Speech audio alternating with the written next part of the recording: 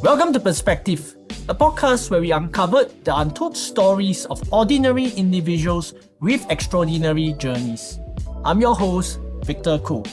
In each episode, we go beyond resumes and surface success to explore the choices, challenges, and convictions that shaped the people behind the titles. This isn't about promoting perfection.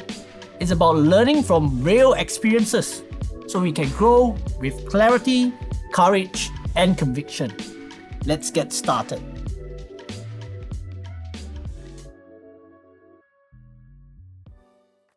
Today's guest is someone I've always admired, not just for the paths he's taken, but for the courage he showed walking away from comfort. From serving as a reconnaissance instructor despite doubts, to joining a dream company like the Travel Intern, and then giving it all up to pursue the rugged path of outdoor adventures.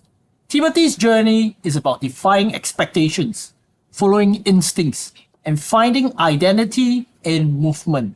He once flew to South Africa, not for leisure, but to train as an anti-poaching ranger. Today, he leads others to trek that are as much inward journeys as they are outwards ones. I'm excited to unpack his story, not just the highlight reels, but the doubts, pivots, and grit behind the scenes. Welcome to the Perspective Podcast, Timothy.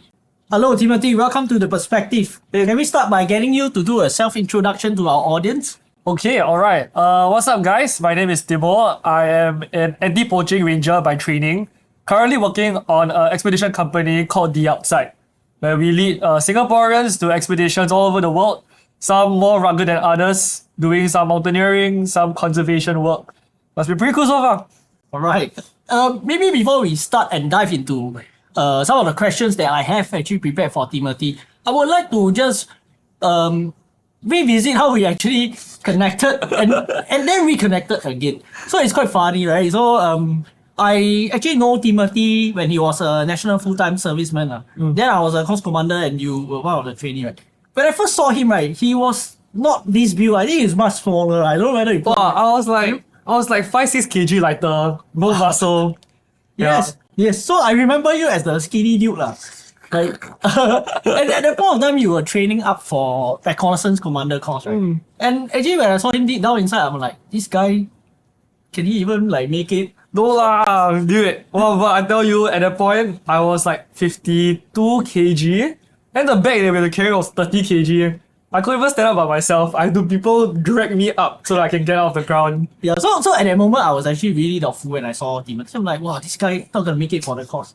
And he proved me wrong because eventually he not only made it, he went on to become an instructor with us. By then I think I already went on to my another appointment. So fast forward many years later, we met actually earlier this year, and I still remember it's in February. I won't say the exact date lah, but essentially what happened was it's actually my wife's birthday.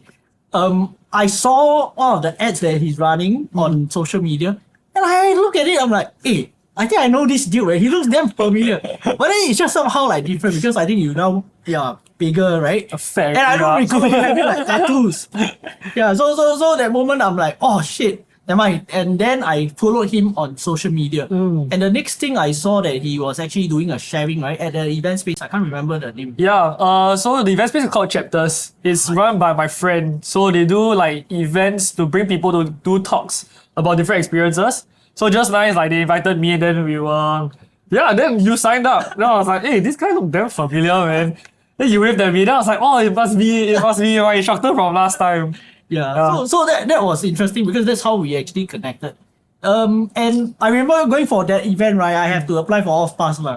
I told my wife, I said, I know it's your birthday, but I have an event that I really want to attend. That was hardcore. You know that, right? I didn't believe it at first, but I was like, okay, this guy is pretty crazy, man.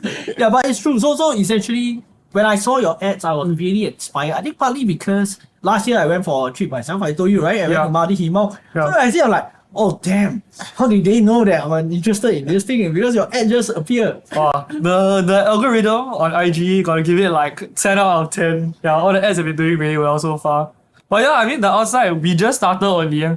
So we're gonna do more expeditions soon. Nice, nice. So that was that moment where I told Timothy, I said, hey, bro, I want to understand more about what you're doing.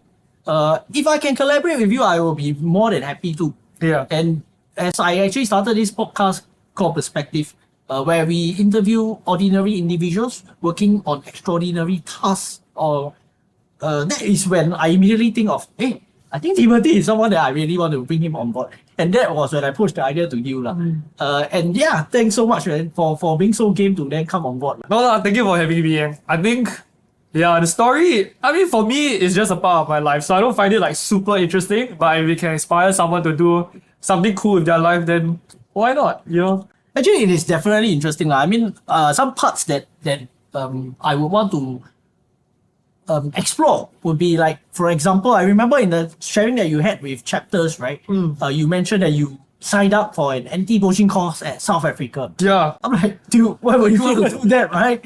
So I think there's some parts that we will explore. But before that, I want to bring it all the way back to where you started, right? So before you even start out this go outside, right? The outside. The outside. Yeah. Right? You were actually landing, or you were actually working on a dream job that everybody wants, right?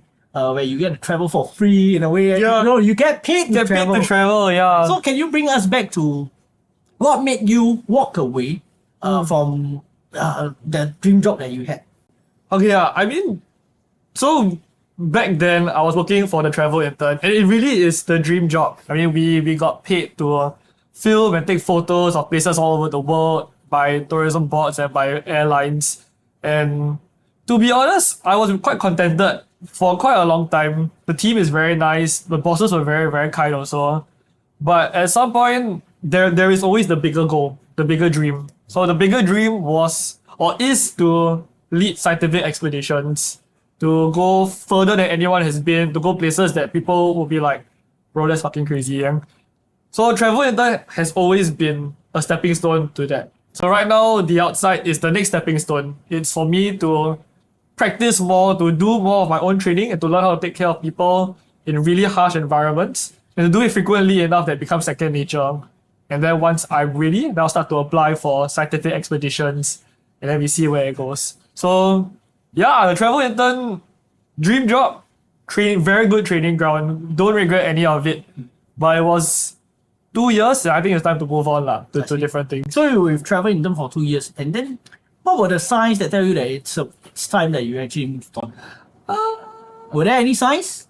Okay, I mean, some of the signs were, I think once I got a bit too comfortable, I think life became very predictable. There wasn't really much of a challenge at that point because I was so used to doing the work. I was pretty much just cruising through. And then I caught myself at some point and I was like, I don't really feel like I'm growing that much anymore. Like there's a limit to how much I was learning because I felt in my zone already. Yeah, that was one of the bigger ones. And I mean, the one is pay log. I think one thing that was interesting is you mentioned this thing about scientific expeditions and stuff. Yeah. Right? So what is it that you have in mind? I mean, when I met you, I had a brief conversation with you. I'm like, are you the Singapore Indiana Jones? Bro, that would be the dream to be like Singapore's Indiana Jones. Yeah. But scientific expeditions basically is like going to do a research project. If like, for example, in Africa, they are trying to track the number of rhinos that's in a reserve. You can't always bring in, I mean, you will need to bring in a team that will be there for a long duration, staying for months at a time, making sure that you can account for the different rhinos or the different animals that are inside the reserve. Either or doing a case study on a specific kind of animal to live near them, with them, to see how they interact in daily life. And then after that, come back with reports on the different, how climate change is affecting them, how human-animal conflict is affecting them, and then from there come up with a study. Yeah? I see. What actually triggers this interest? Were there like any particular moments in your life that give you that, oh, I want to do something like that? Or is it you watch a show or something? Dude, it's all Net Geo, man. Okay. Like when I watch Net Geo, the documentaries that I love the most are not the actual documentaries. It's all the behind the scenes of Net Geo. Because sometimes they produce those like Life of a Net Geo Explorer. But I watch those, I'm like, shit, man, that looks like the life that I would love to live. So everything up till now has been like slowly building up to it.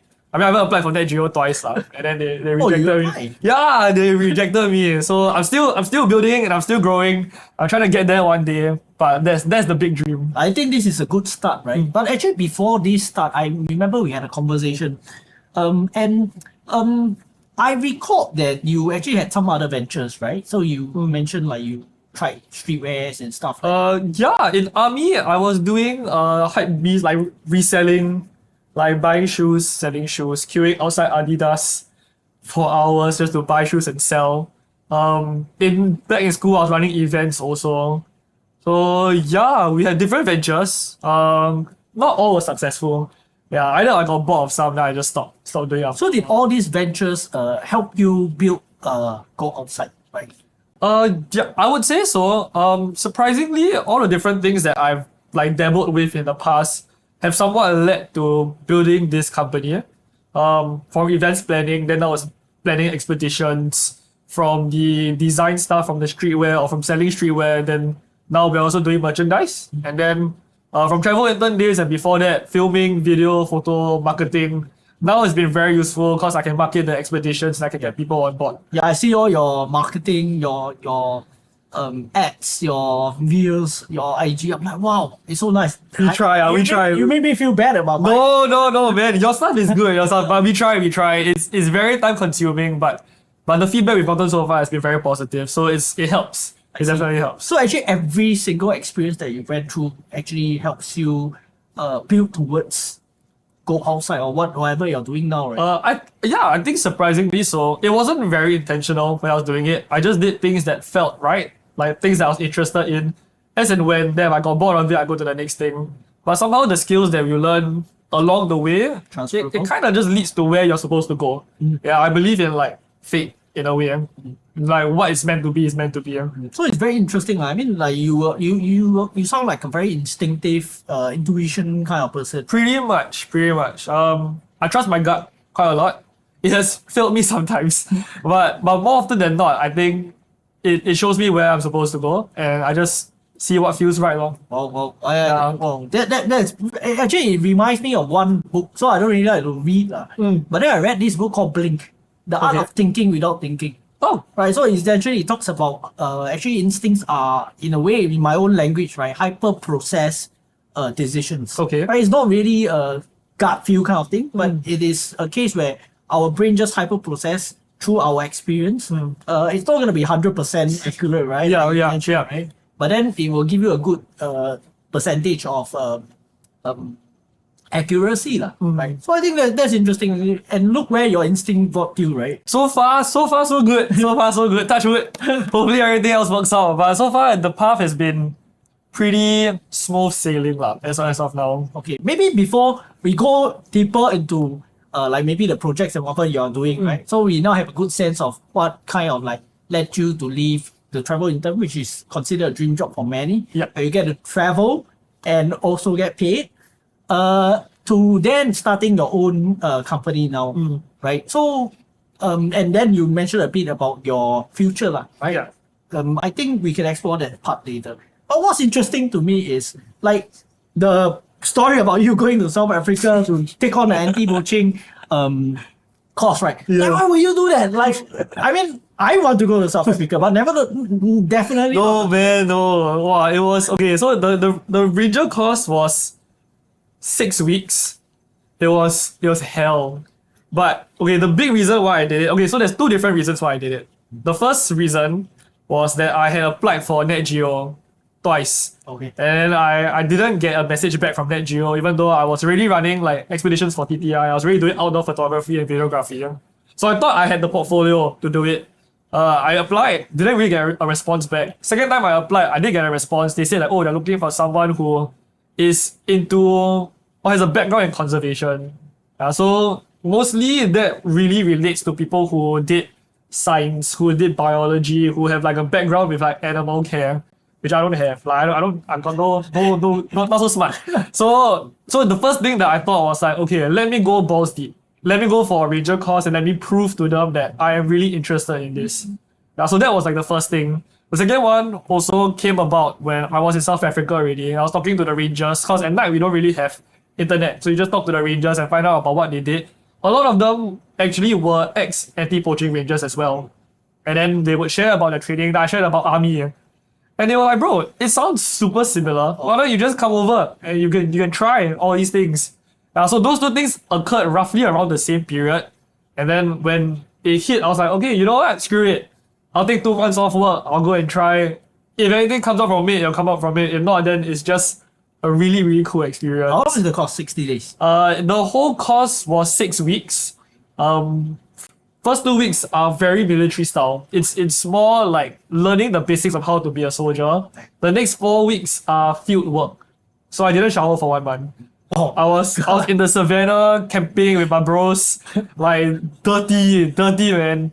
Yeah. you went for JCC, right? I went for JCC. So it's actually It's like an extended JCC. Yeah. So it was damn crazy, but I wouldn't trade it for the world. It was really once in a lifetime.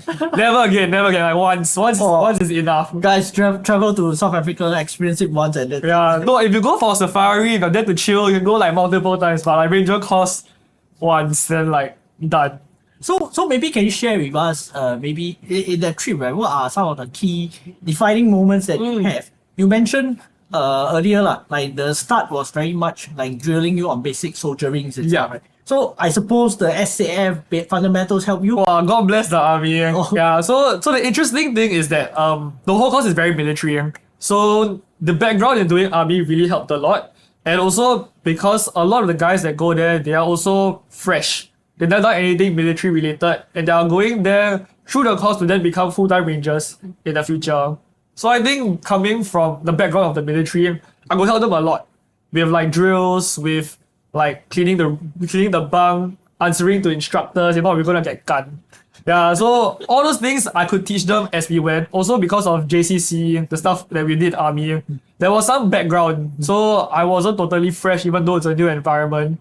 A lot of the things were still very similar, but like no army safety. Like SAF damn safe. Like over there, they just feel what they want to do, then they just do. Then you live with it. Well, I think I remember when I attended your sharing at chapters, I asked you like, how did your family felt about this, right? Right. So I think that's really one big piece of like, what the hell? So, well, yeah, my mom cried before I left. Okay, it's kind of funny story. So when I told her that I was going for the ranger course, she cried. And then she was like, "Why must you put your mother through this again? I already cried once when you go army. Now you sign up for this thing." Then she turned to my father and she was like, "See, you prepare your son so much for army, he can't let it go. He's going back again for round 2. And then I was like, well, I signed up already though. So it's like there was nothing much you could do about it. Yeah. So can you share with us when you go into the course, right? What was the emotion that you had? And then one defining moment that you can recall from the course. Maybe I help a bit because I remember you having to dissect a rhino, right? Yeah. So that was the defining. I'll go back to what was the first question? The part about when you go in, what was your mindset? Oh, okay. Honestly, I was really nervous. Like it's been quite a while since army, between the ranger course and since army days. So I spent quite a lot of time trying to prepare for it. I'll reflected back on like the army training, doing the ramp ups, like the 4 km, 6 km, 8 km. And then I went up all the way until like 33 kg just to make sure that I'm like as prepared as possible. Because I was the first Singaporean to go and try, and I was the first Asian to finish the ranger course, at least for that ranger team. So I felt a lot of pressure on myself, also because I spent quite a bit of money to go there. I didn't want to fly all the way there, spend 6 weeks and then fail. Yeah, so there was a lot of nervousness, understanding the new culture there, trying to make friends with people that, I mean, I look different from them. They are blacks and whites. I'm like completely different from all that they know. Yeah, so nervous was really... Were they doubtful like me when they saw like... They were. What's this boy? They were really doubtful. Okay, so to be honest, I was like by far the smallest dude there. Cause like the black guys are really like, they're big and strong. Okay. And if they're not big and strong, right, they're hella fast. Yeah. And then the white guys are all pretty big. And I was like the smallest dude there. And I was like, oh my goodness, this is how I die. Yeah, so they also didn't think that I would finish. But somewhere or another, I proved them wrong. Like for all the road marches that we had, because of the background, because of the training that I did, I was actually leading the road march. And for them, it's not really so much of a instructor leading the pack. It's more of like you and your team do it together. So because of the army knowledge, I know like, okay, 1 km every 10 minutes, we walk 50 minutes, we rest for 10 minutes kind of thing. So I could like lead in that way of giving experience, and then we were actually the fastest to clear that road march. You make it sustainable and Yeah, and for myself as well, because I don't want to die. So make sure everyone is safe so that I'm alive as well. okay. Yeah. A memorable moment, yeah. I mean, you brought up the necropsy. I think that was the one thing that made it very real. So before that, a lot of it was just very military training. It felt very similar to army. And then one day we got a call that 2 rhinos got poached in a reserve, and they wanted us to go and to help support the people who were doing the necropsy. So we went down, like half the team went down, and it was quite sad lah. So what happened was, white rhinos in general are quite curious creatures. So the reason why they also get poached very often is because they also been blurred. So what happens was that it was a mom and a calf.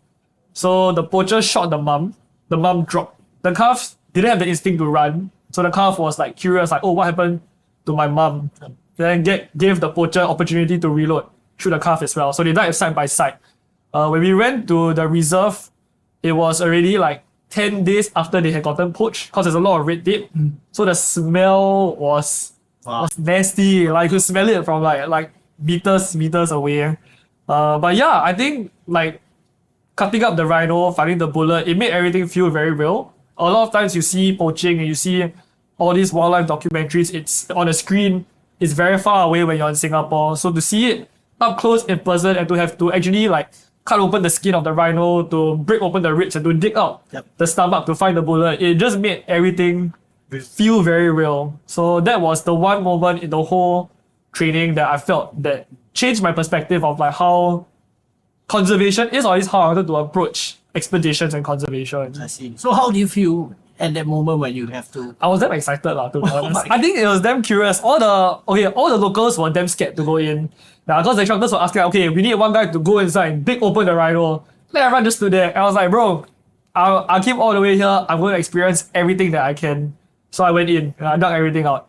Yeah. That was the excitement lah. But before that, it was very sombering lah. When we heard about the story, about the background, about the analysis from the team there, about what had happened, that was the more sombering part. Yeah, but digging out was quite fun, to be honest. I see. Did it change your perspective on anything after that experience?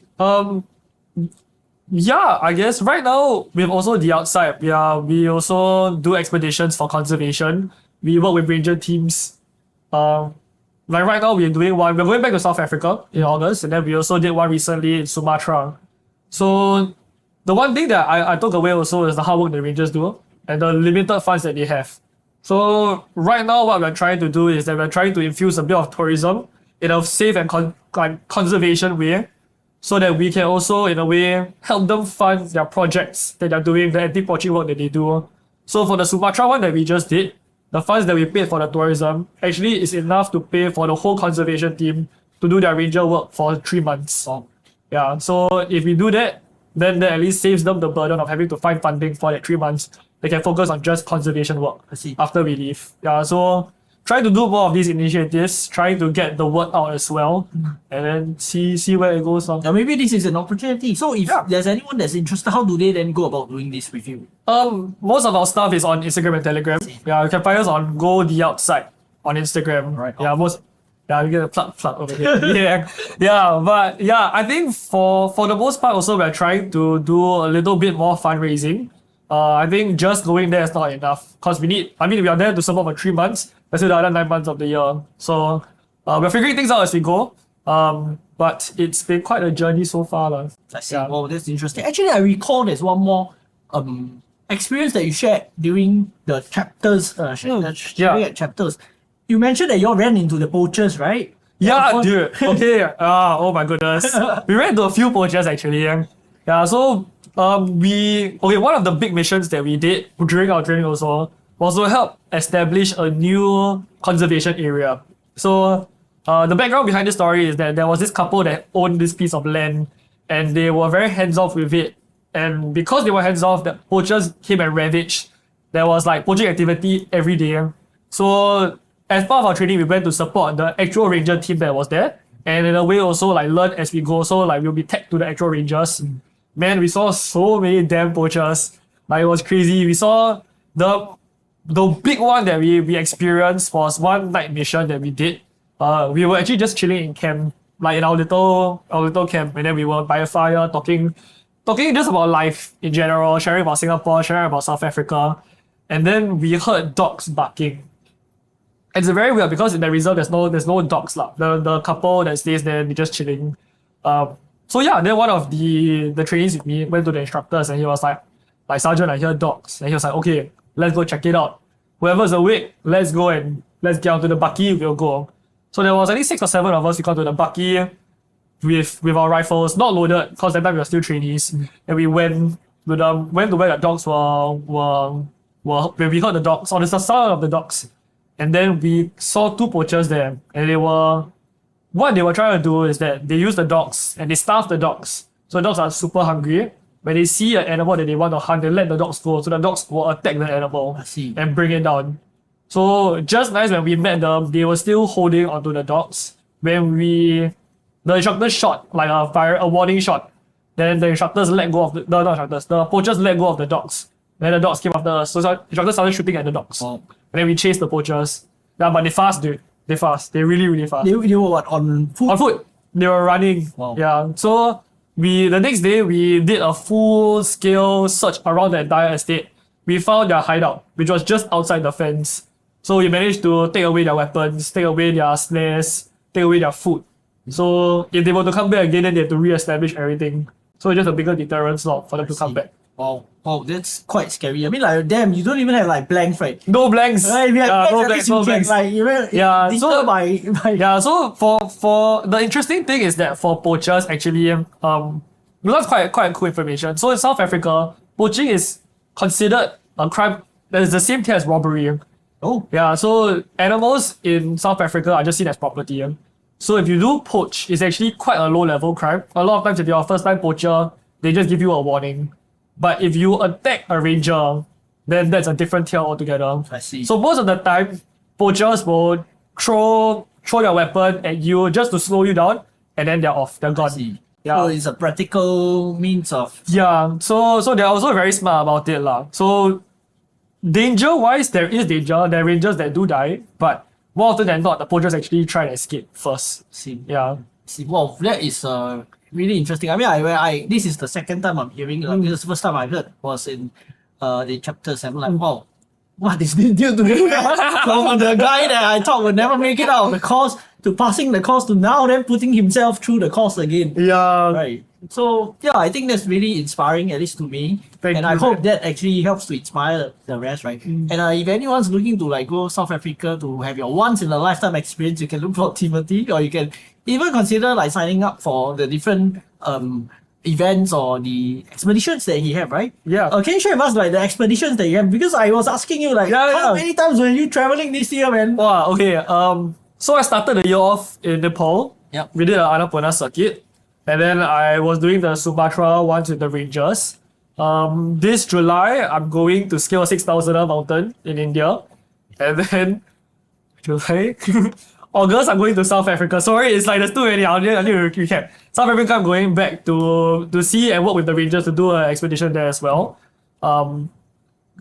September, I'm going to Kyrgyzstan for a trek, just to prepare my body. And then the big ones will be end of the year. So October will be Kilimanjaro. And then November, I'm doing a Island Peak expedition with NGO in Singapore called Children's Wishing Well. So we are raising funds for the kids in Singapore to support them with education, with activities for those who are from more needy families lah. Yeah. I see. Wow. Actually, that's really a lot of things you're doing. Yeah. You're a one-man show. One man show. Yes. Yeah. But it's been very interesting so far. I've quite enjoyed the journey. It's been since October until now, like a good eight months. Yeah, so it's actually my baby like this is my baby right now. I see. Yeah. So there's a lot of expedition that you are actually planning, right? I mean, I speak from my own personal experience, right?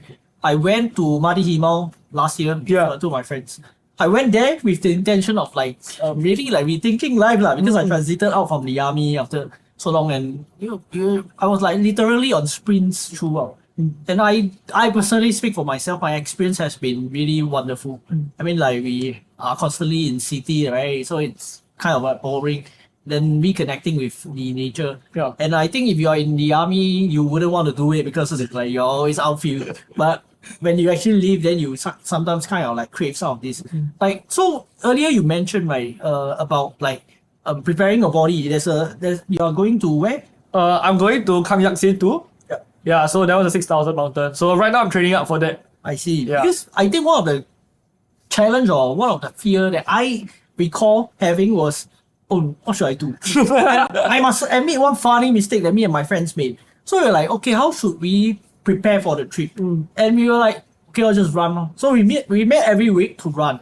And when we went to climb Madi Himal, right, I realized like we should be climbing stairs. Why are we running? So because it's literally like, Yeah, it's just all uphill all the way. so maybe if someone signs up with you on Yeah. your expedition, right, what are the things that you have to get them prepared? Because I realized that's one of the scariest part. Like for me, we were like, you wanted to just go there and enjoy, right? You don't want to think about like, oh, it's a don't want to go training there and program. suffer. Yes, Yeah. yes. Yeah, okay, so I mean, wow, you're leading me up to sell myself. Okay.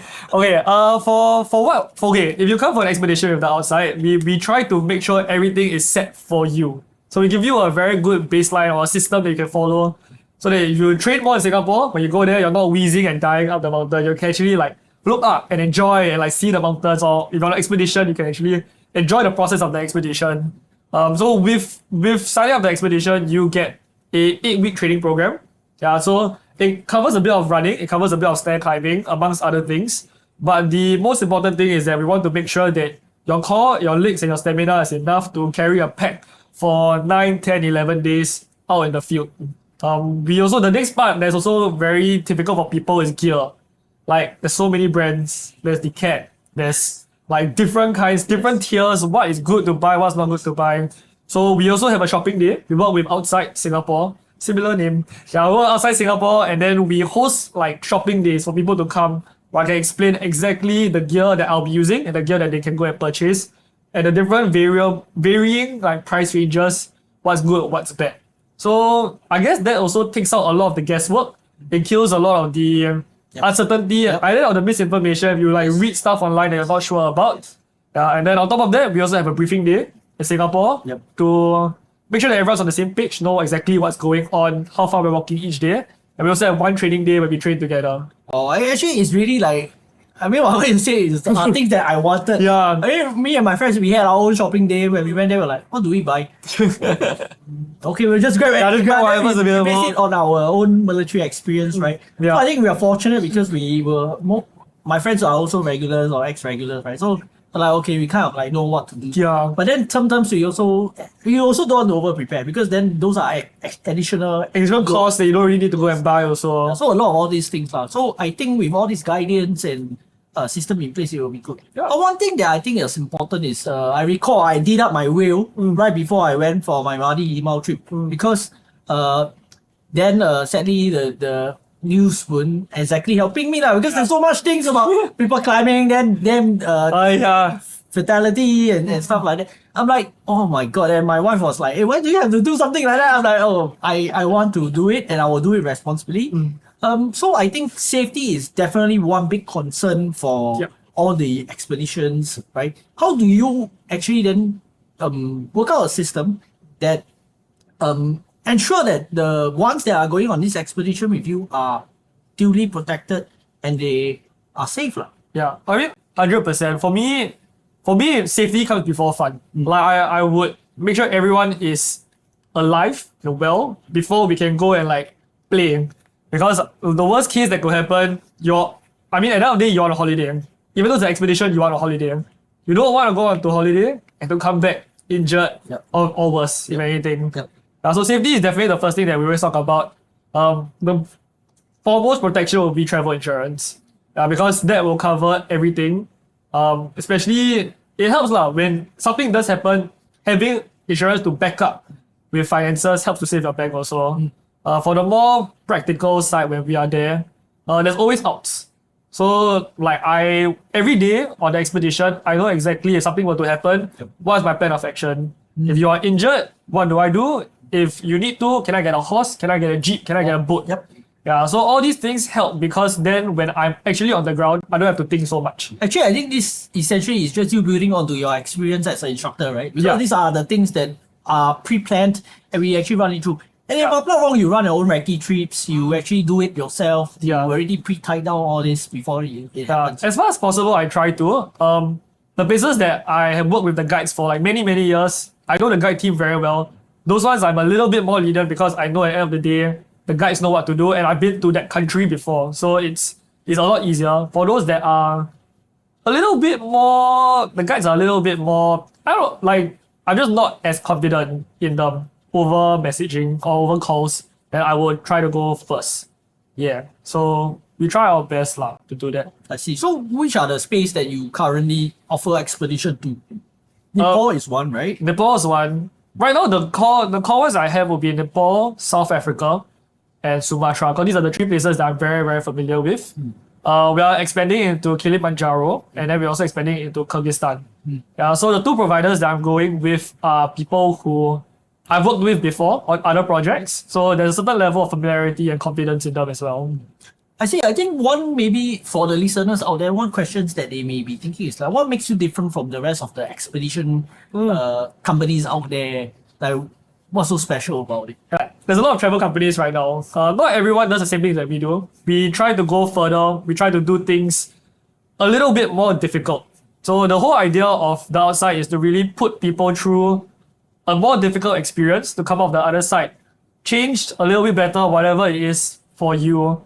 We do things in a way where people get to experience the entire process with me so that I am able to train them up, make sure that they are safe and bring them back. Yeah, so not everyone in Singapore does that. For one, I think cost-wise, it's a lot less margins because I'm also paying for myself. I also need to pay for the guides for me, pay for accommodations. But the things that I'm doing or things I'm trying to do with the expeditions, there is a significant danger element, and I would rather be there to ensure things are run properly instead of just sending them over there and hoping for the best. Yep. Yeah. I think at some point, because like mine, I went and we actually went there with the locals. And it's a bit uncomfortable because you like don't know. First, at least for me, I am not well versed with the culture there. It's like my first time doing all this, right? I thought the moment I touched down, then I'm gonna like hike from or trek from. Yeah. Then I didn't know that I have to take a car ride, they go so far. Yeah, then you have to take a domestic plane to Kara, then up from there and stuff like that. Yeah, so it's really quite challenging in a way. Yeah, so I think that's one thing. I remember you also do like trekking in Singapore, right? On weekends, you're building a community, right? Yeah. Can you elaborate a bit more on like what's that community about, and then what do you hope to create from it? So we do monthly hikes in Singapore. We've done quite a number already. I think we've done like 7 or 8 right now. The whole point of the community, I guess, also is to help break down a lot of the fears, because a lot of people have this idea that trekking expeditions is a very big thing, which it can be, but it's basically just doing day hikes but for multiple days in a row. So the community hikes in Singapore are a very good gateway for people to come to see what a hike can be like, and then to decide if they are interested, if they want to come for a bigger trip, or they're just happy meeting other adventurous people, sharing about stories. Yeah, so for me, the community element is very important. For one, back when we first started the outside, honestly, I don't have a lot of very adventurous friends. Yeah, but after running expeditions for a while, right now I do have a pool where I can be like, guys, I'm doing this crazy thing, who wants to come? And they'll just come. So the community hikes is like a bigger version of that, where you can meet other people who also have done their own expeditions, their own hikes, and then to see if there's any vibes that you can catch on. And if they want to chill you can go together. If not, then it's just every month you can come and chill. Yeah, it resonates with me, just that, I told you I want to try to join, right? But sadly, I have to make sure that my kids all settle weekends, which pressures for me. But I told you, I told my friend I want to go to the South Africa one. Yeah, definitely. Just let me know whenever, and I'll sign you up straight away. Because I experienced this myself. Back when I was in the army, I had this idea about like going overseas for trekking, because yes, you are constantly outfield, but it's really a different kind of experience. Yeah. Right. So then a lot of your friends are like, "Siao, you nothing better to do. Why would you want to do something like that?" Yeah. And then when you leave and you have your time, then you have the set of challenges that I mentioned earlier. You worry, you don't know whether you'll be adequate. And then even family members also worry because like Yeah. it's not something common here, right? Yeah. So I think having a community definitely helps to ease some of these concerns and also give a good snippet of what you may expect. I recall, right? Because so one key thing that I recall asking you is what's your definition of expedition? Actually, you just now earlier mentioned a bit, right? Yeah. So can you share with us like your definition of expedition, and then for someone that comes with you, right? How then what are they gonna expect? Okay. Okay. So for me, I mean, there's different things. A lot of people say adventure travel. A lot of people use expedition very loosely. For me, what expedition means is usually, more or less, it's a trek, something that's difficult, something that goes through hardship. So it's an entire journey where there has to be a bit of suffering. The suffering may not always be in terms of physical, it may also be environmental. So either you are carrying a bag for 10 days in the mountains, or you are in Sumatra where there is mud and leeches and flies, the discomfort. Yeah. And at the end of the day, at the end of the expedition, there has to be an end goal. So we're always walking towards something. For a trekking expedition, the goal is the summit or the pass. For a conservation expedition, then the goal would be to see wildlife, to see the rangers in their natural working conditions. Yeah. Do you have anybody that went through this journey and then came out a different person? Is there anyone that okay, different person it might be a bit extreme. Okay. But well, this one is actually quite a memorable one of my most memorable treks. There was this girl who was Muslim. So she joined the expedition with us to Annapurna circuit in Nepal. So it's a 5,000 meter pass. Well, before the expedition, she actually got quite a lot of feedback from her friends and family, saying that she shouldn't do it. They didn't think that she could do it. There was a lot of doubts basically from the people who were most important to her in her life. Yeah. So when she first came to the first few days of the trek, she was very nervous. She wasn't exactly the fittest, so she struggled quite a bit on the first 2-3 days.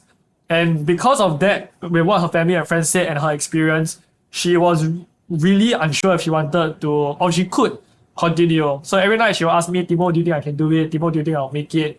I kept reassuring her, like, don't worry, the mountains will train you, your body will get used to it, and you will eventually get used to the altitude and the air, then you can continue going. Yep. So she trusted in me, thank God. So she continued on, and she, super devout Muslim, would pray like every day. I think twice a day or more than that. I'm not sure. I'm sorry, I'm not sure how many times. But she was really very diligent in her prayers. And even to the point where it was like super cold at night, water was like basically freezing because you need to wash your hands and your face. She still continued to pray. And I thought it was like super commendable because everyone else is like sitting by the fire trying to be warm, and then she is being very devout. the farmers? Yeah. So she struggled all the way until I think the midway point, and then there was a turn. She started to progress really well. She went from the back of the group to the middle of the group, and then on the day before our big pass day, I told her like, okay, today or tomorrow, you are leading the group. You will be our front woman. And she was like so moved, she started crying. I felt really like passionate lah. I really wanted her to reach the top and make it on her feet. So on the way up, she did struggle. I carried her bag for her. But I told her, like, if I carry your bag, you are not taking her horse. You are going up on your feet because I want you to have this experience. Yep. And she did. She struggled and she made it. And when she reached the top, she broke down and she cried. And it was really a very sombering experience because I think everyone around her also helped, not just me. Everyone was very motivating. Yep. There's actually a group that would walk with her the entire journey, even though they could go faster. Yep. And camaraderie really like rubbed off on everybody else. And to the point where even when basically we were at the top, we were chilling for a while and the winds were blowing and it was freezing. So we were all inside the little tea house by the fire. She went out by herself to do a prayer in the middle of the wind and the cold just to give thanks for the experience to Allah and to make sure that she could commemorate it. And when I saw her walk out, I also snuck behind her. I took a photo of her, which I then sent to her after that. And for me, this whole experience was super cool. It was really one of the things that made me want to be like, yeah, I really want to help more people achieve this and do this. Yeah, and she's climbing mountains now, man. She's still going at it. She's done like Malaysia mountains and all over the place. But she's waiting for me to do a 6,000er with her. I see. So that will be her next big one. I hope. I'll see you. You know who you are. I'm waiting for you, man. Oh, that's very inspiring. I mean, it also reminds me of like why I guess I in a way signing on. It's because of the camaraderie that you experience as well, right? Yeah. So I used to think that you can't get it anywhere else lah, other than in the army, right? Yeah. Of course, same lah, like travel intern, right? Yeah. Like who pays you to exercise, right? Yeah. So today, I think other than that, there's two questions actually, as you shared earlier. I remember there is this discussion that I had with my friends when we were at Madi Hima. We were like, wow, actually for the ladies to make it for the trip is so much harder from our sense, right? It is, yeah. Because I think it's easier for the guys to just redeem ourselves, and the fact that we also have been through an army experience, we kind of know what to expect. But for ladies, well, really kudos, man.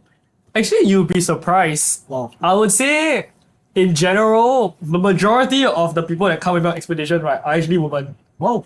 Yeah, I think a lot of them, even though they know that it's hard, even though they have like periods and they need to like sanitary and environment, a lot of them are really curious and really want to try. I see. Yeah, so the vast majority, not the vast lah, but the majority of the people who come with me, right, actually are women, and they are hella strong.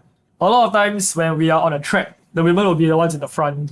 Then when we are cleaning up, they're also the ones that will help a lot. Not to say the guys are not helpful lah, because they are. But I think a lot more men do have a bit of a PTSD from army. They've had enough of the outdoors in the 2 years. Screw this shit, man. Like they're not gonna come.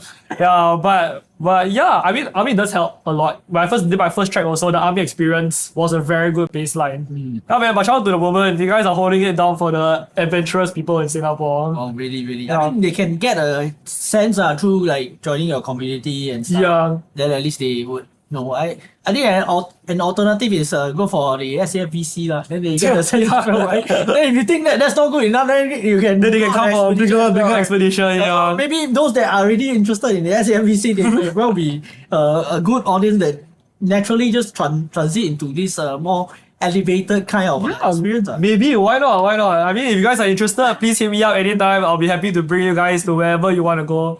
Maybe not jungle lah. You're jungle already. So you go mountains, you go different places. Yeah, but actually when you mentioned and you were talking about the trip, right, it brings me back to my experience where I feel it's really a good time for reflection, because I recall as I was trekking Madi Himau, it's really a lot of time where you are walking, then you are just thinking about life, you're reflecting.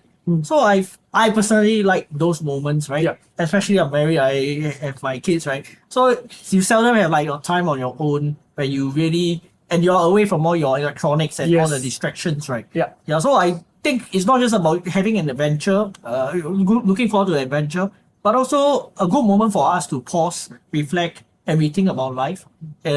So I do think that it's not just really for people that's seeking excitement. Yeah. Yeah. So yeah. So far, how many expeditions have you actually gone on? Wow, that's tough, man. I've lost count. I've been to Nepal 6 or 7 times. Yeah, I've done Peru, I've done South Africa, done Sumatra. I can't really. It's too many.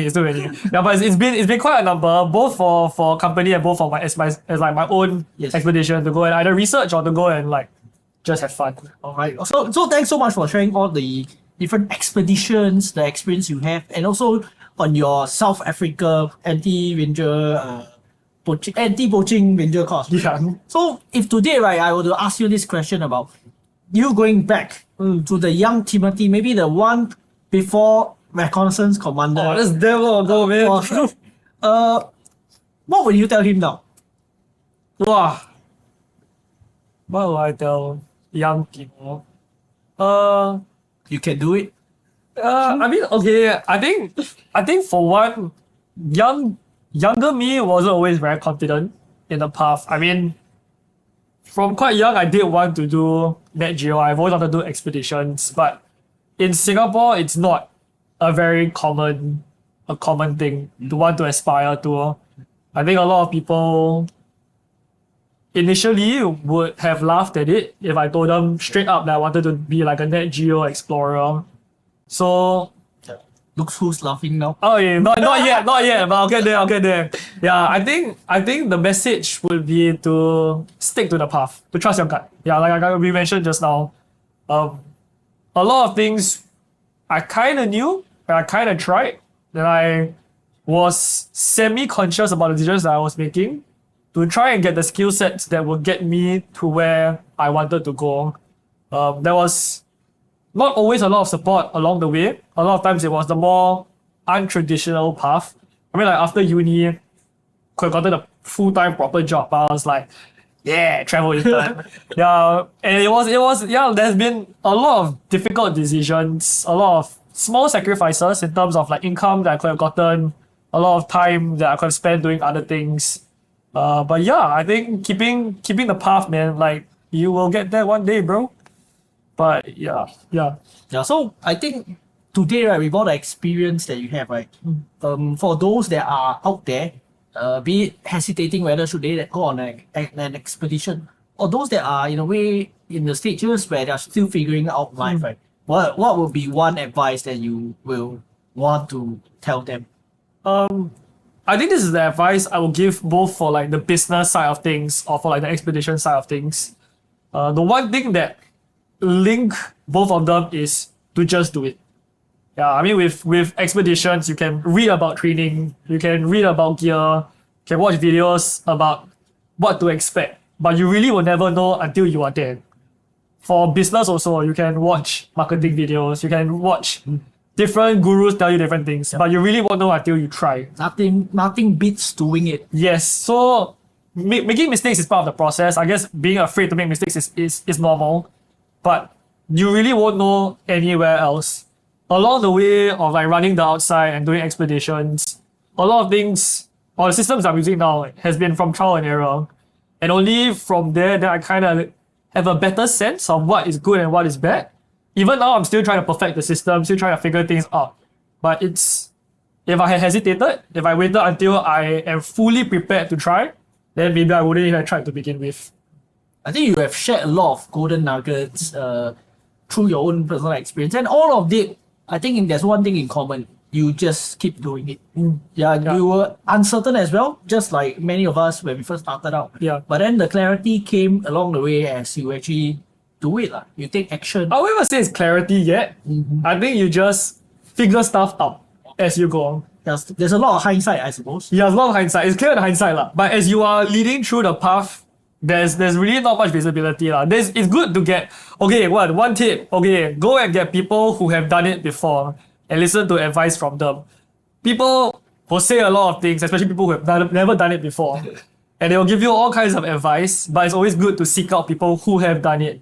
Yeah, so when I was starting out the outside, when I was doing the expeditions more seriously, I spoke to expedition climbers in Singapore. I spoke to people who were actually in conservation to see how they had run things and to see where the potential lies, and then try to mimic or take what I feel is good from them and then do the rest my way.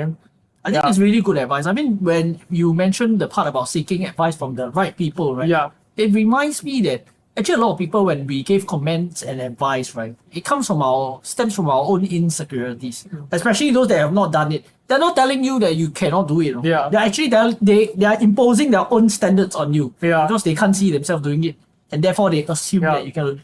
Just like when I see like if I'm 51 kilogram Timo, chance I'm gonna go for RCC. I don't think I'm gonna pass it, right? Like the load is already like damn. You know, funny story. Okay, this is actually like damn funny. So when we were from after OCS, then they will assign us to different positions, right?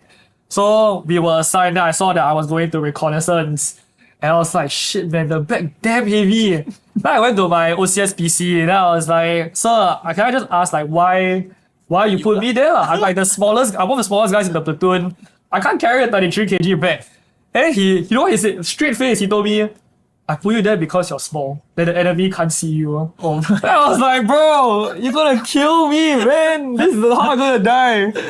Yeah, but I mean, somewhere along the line, I managed to figure it out. With help with the team as well, that did the recon training with me. But yeah, then I went to Africa, my back was 60 kg. So good timing, at least like Recce was a good training ground so that when I hit 60 kg for the back, then I was like, okay, I've done something similar before. Maybe something sparked new when you went for the reconnaissance. Something broke, man. you broke. I know. You broke me. No, I don't recall. I only recall the skepticism that I had. I'm like, no way this team will gonna make it, man. Yeah, somewhere somehow. Yeah. Anyway, can you just share with us what is your next big project? What are you working on? What are the things that we can look forward to? Okay, next big project that I'm really excited about would be the end of year expeditions. Of them, the biggest one that I'm really looking forward to is to go for Island Peak. The biggest thing that's happening at the end of this year would be the collaboration with a foundation called Children's Fishing Well. So we are doing a expedition to Island Peak, and along with the expedition, we are also running a per kilometer donation for the kids in Singapore. So I guess that would help also when we are on an expedition. It gives us a bit more motivation. Yep. Like when the team is struggling and it's like, stuff is right there. Then it can be like, okay, we walk this 3 more km. That's like X amount of dollars for the kids to support them in Singapore. So that's the big project that I'm looking forward to. The overall project that I'm looking forward to the most is that I want to climb Everest. Yeah, in 4 years. So the progressions will be coming soon, and then we'll see how it goes. Oh, so you will go to Everest in 2029? Yeah, pretty much. Yeah, so hopefully. I will be cheering you on from Singapore. Hey man, yeah, we'll do like a big send off, and then like it's gonna be big. So hopefully we make it there. And yeah, I mean the outside right now we are loading up for 2026 expeditions. So I'm planning all those as well. Yeah, if you guys are interested in the journey, in the expeditions, we are on Instagram at Go the Outside. Alright, I think we kind of have gotten a lot of nuggets, wisdom from you. And I hope the listeners out there, get equally inspired like me. And then if you need to go and get your off pass for the weekend, I did a once off for the event, and thereafter I continue to keep in contact with Timothy. I look forward to next year's South Africa trip. Hey man. Yeah, I'll For sure. my friends. Yeah, I'll get them to whip you into ranger shape. It'll be a revenge for me. No, I think it'll be fun. I'll just talking. No way, man. Yeah, alright, man. Thanks so much for Thank you for coming on. having me, bro. This was more fun than fear. I was very nervous at the start. From the forests of South Africa to the peaks of Nepal, Timothy's journey reminds us you don't need to be loud to be powerful. You just need to walk your path with clarity, grit, and purpose. If you're someone standing at a crossroad, wondering if the safe path is really the right one, maybe today's episode gave you the nudge to trust yourself. Thank you, Timothy, for reminding us that wilderness isn't always out there. Sometimes it's within. This is the Perspective Podcast. Until next time, keep seeking, keep growing, and keep moving forward.